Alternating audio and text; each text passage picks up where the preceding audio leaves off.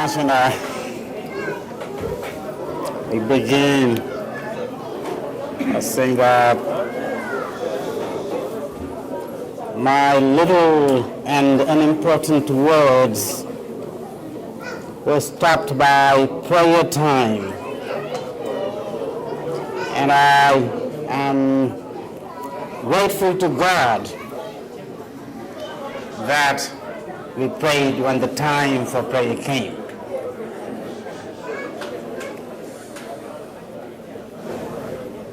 It is always a timely thing to talk about education,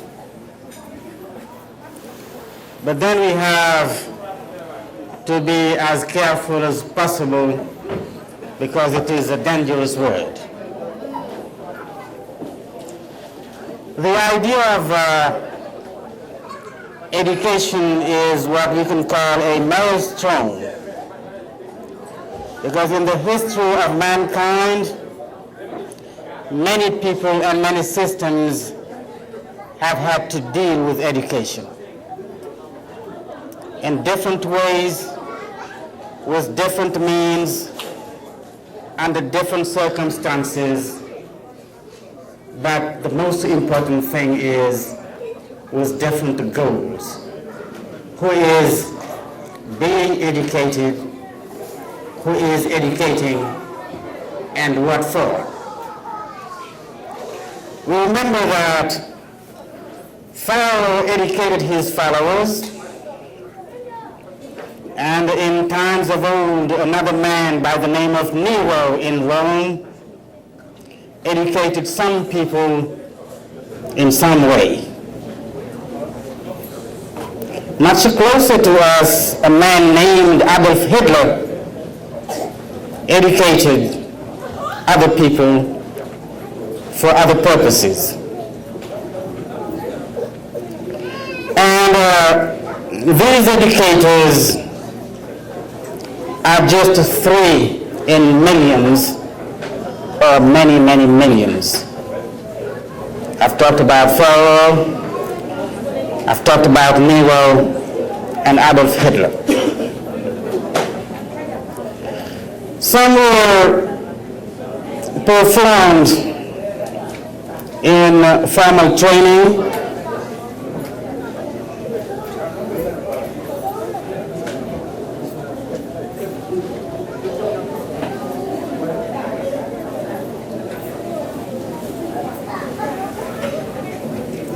others in just showing the way, some through suggestions. So you see that in the process, depending on the dispositions of the moment, different processes are used, different paths followed, and different means used. Some used rods and canes, and others educated with other means. The goals and targets of education in this context have always followed the contours of the moment, the contours of power, of interest, of dreams, of needs, and so on. So the first conclusion we come to is that the first thing suggested by this simple word education have much more than what we can see on the surface. If we go back to the history of the United States of America, because we're talking here in Los Angeles, California, we have newspapers and televisions and cell phones and the internet, known as the highways of information, which have already revolutionized people's lives by becoming a great challenge for those who don't want to be swallowed by the hurricane of news media. I remember just a few years ago, as a Fulbrighter at Morehouse College in Atlanta, 1994, talking to an American who was very enthusiastic about the idea of the internet coming. And we did not know, 1994 is just 14 years ago, just a few people were aware of the importance of the internet. We were talking, and he spent a whole day explaining to me that in a few years the world will be a different world because we will have the highways of information. He didn't even call it the internet then. And I was not aware of the importance of this change to come.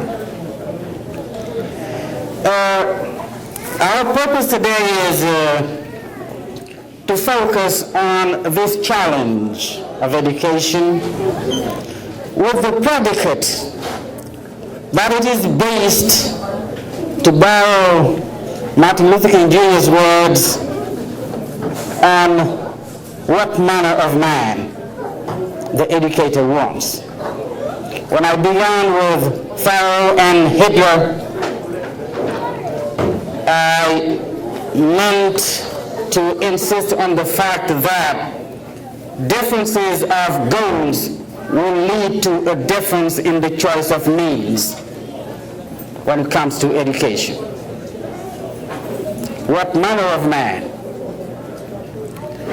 Thomas Jefferson in the United States drafted the Declaration of Independence, holding, and I'll quote, "This truth to be self-evident, that all men were created equal, that they are endowed by their Creator with certain unalienable rights, among these life, liberty, and the pursuit of happiness."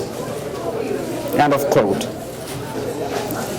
Even though we know that some Americans, including the Indians and the blacks, were not treated or seen as equal to the white Anglo-Saxon Protestants, but we still have to reckon that there is mobility in the momentous words with which we can call, in the momentous words by Thomas Jefferson, which we can call a zeitgeist. This is a German term, philosophical term for an idea whose time has come. When the Declaration of Independence was drafted, the time for such an idea had come. And close to a century later, another American by the name of Abraham Lincoln wrote the Emancipation Proclamation, trying to right a wrong and raising a beacon for those who had moral concerns within the boundaries of community at that time. Mentally and morally, he was one of those people who thought that slavery was an ignoble thing that had to be put an end to for a new start of a new nation where people would have better chance to materialize the dream of we hold these truths to be self-evident of the Declaration of Independence over half a century before.